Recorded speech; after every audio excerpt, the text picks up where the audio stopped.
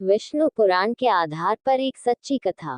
आज विष्णु भगवान के एक ऐसे भक्त की कथा बताने जा रहा हूँ जिसकी चर्चा विष्णु भगवान के अलग अलग पुराणों में है। इस कथा से यह शिक्षा भी मिलती है, भगवान की भक्ति न केवल इंसान करता है बल्कि जीव जंतु भी करते हैं, और भगवान मनुष्य हो या कोई जीव जंतु किसी का उद्धार अपने ऊपर नहीं रखते। एक बार क्षीरसागर में, जहाँ विष्णु भगवान का निवास है, एक कछुआ भी रहता था। एक बार क्षीर सागर के तट पर कुछ ऋषि मुनियों की वार्ता कछुए ने सुनी। क्षीर सागर में विष्णु भगवान का निवास है और उनके चरण कमलों की बहुत महिमा है। पूर्व जन्म के पुण्य प्रताप के कारण कछुए की भक्ति जागृत हो गई। भक्ति का एक नियम है, आप किसी जन्म में तपस्या कर रहे हैं और आपकी तपस्या पूरी नहीं होती, बीच में ही मृत्यु हो जाती है, तो अगले जन्म में किसी भी पुण्य उदय होने से भक्ति आपको वहीं से प्राप्त होगी जहां से पिछले जन्म में आपकी भक्ति छूट गई थी।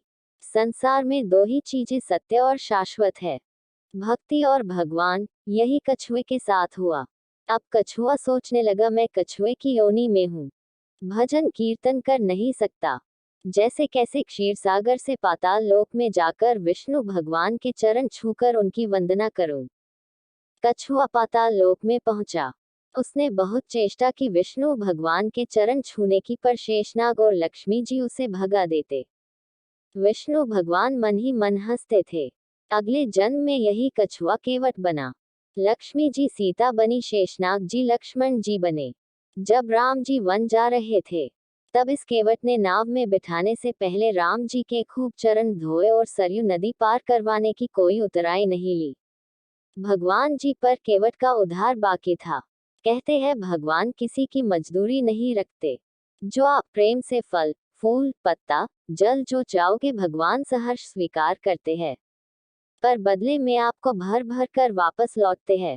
जिन चरणन की चरण पादुका भरत रह्यो मन लाई, सोई चरण केवट धोई लीन्हे, तब हरि नाव चढ़ाई। भजमन राम चरण सुखदाई। भगवान पर केवट का उद्धार बाकी था। द्वापर युग में राम कृष्ण बने, सीता जी रुक्मणी बनी, लक्ष्मण जी बलराम जी बने और ये केवट सुदामा बना। सुदामा जी कृष्ण जी के सखा बने और कृष्ण जी केवट से सुदामा बने। अपने मित्र के कांटे लगे, कंकर लगे पांव धो रहे हैं, साथ में रुक्मणी जी भी धो रही है। वाह रे कछुए, पिछले जन्मों में कौन तपस्या कीन, तीन लोक का स्वामी आज तेरे चरण धोई लीन। जय जय लक्ष्मी नारायण, जय श्री राधे। शुभ वंदन।